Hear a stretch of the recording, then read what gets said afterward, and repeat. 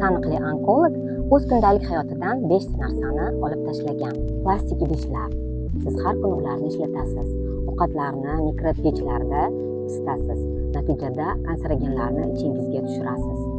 Buning o'rniga chinni yoki shisha idish sotib oling. Plastiklarni tashlab yuboring. Ikkinchidan, surunkali charchash va kam uxlash. Kamida 7 soatdan kam uxlashingiz natijasida immunitet pasayadi. Natijada mutant immunitet paydo bo'ladi. Bular esa rak hujayralariga yordam beradi. Uchinchisi, bu qayta ishlangan go'shtli mahsulotlar, ya'ni kolbasa, sosiska va boshqalar.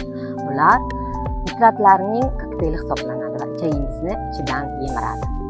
Agar go'sht yegingiz kelsa, albatta oddiy qo'y yoki mol go'shti sotib oling va o'zingiz oddiy taom pishiring. Ko'p ishladim, boyiyman deb o'ylagandan ko'ra, ko'proq o'z vaqtida uxlashni o'zingizga odat qilib oling. Nihoyat oxirgisi, ko'r-ko'rona tekshirilmasdan, vrach tavsiyasisiz vitamin va batlarni hovuchlab ichishni to'xtating.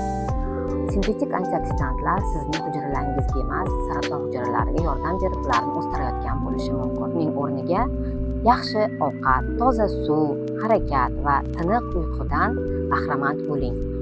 O'z hayotingizni bugun qayta ko'rib chiqing, ertaga kech bo'lishi mumkin.